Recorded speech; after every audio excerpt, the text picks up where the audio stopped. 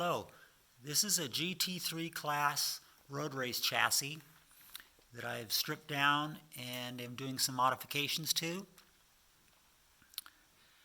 The major modifications I've made is I've changed the rear suspension location setup from a Lotus link, which is used a lot in these chassis quite successfully, but I'm changing it to a 3-link rear suspension, which I like better because it's more adjustable for roll center and bite to a certain degree.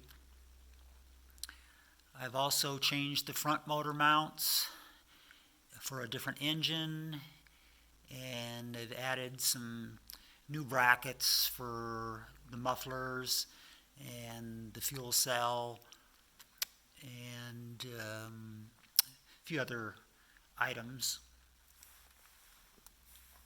Let's do a walk around.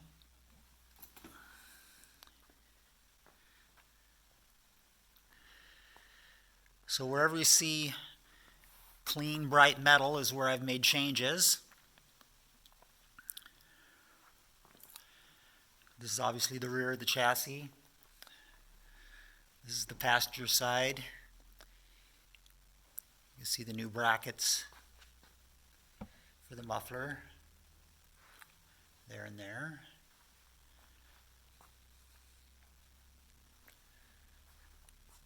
Up front on the top, you can see some new tabs that hold the bodywork. And in front in the engine bay here, you can see the new front motor mounts. There's one, there's the other. And back a little further down low, you can see the new transmission mount. In the front here, I've also added a couple of tie-down tabs there and one over on the other side.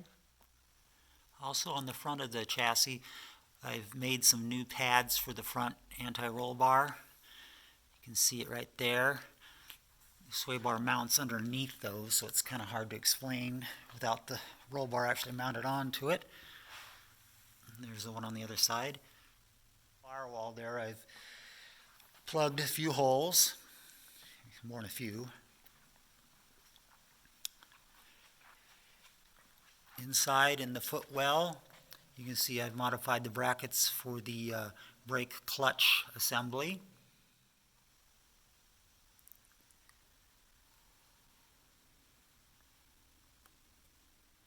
And here on the driver's side, I've put a new upper bar right there in.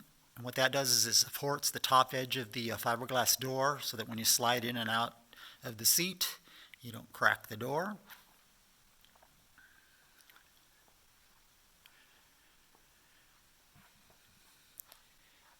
Got a new tie-down mount right there in the rear, one on the other side as well.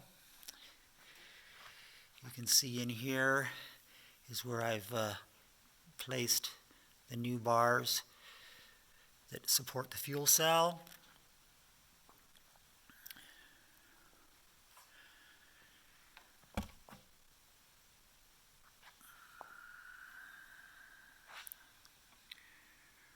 Right there, you see those 3 holes. Those are threaded spuds which locate the chassis end of the panhard rod.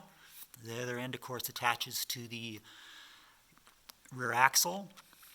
It's adjustable, of course.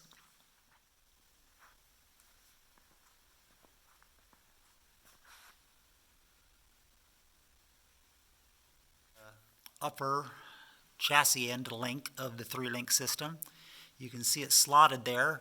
That way you can adjust the angle of the arm, which helps with bite.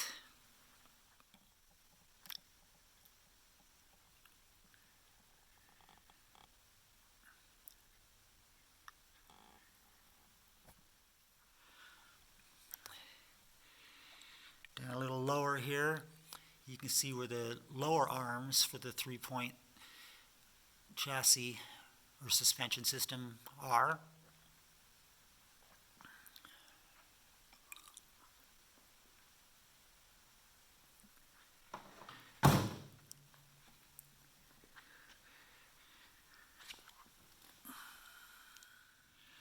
I have completed all the modifications and sanded down the chassis, getting it ready for paint.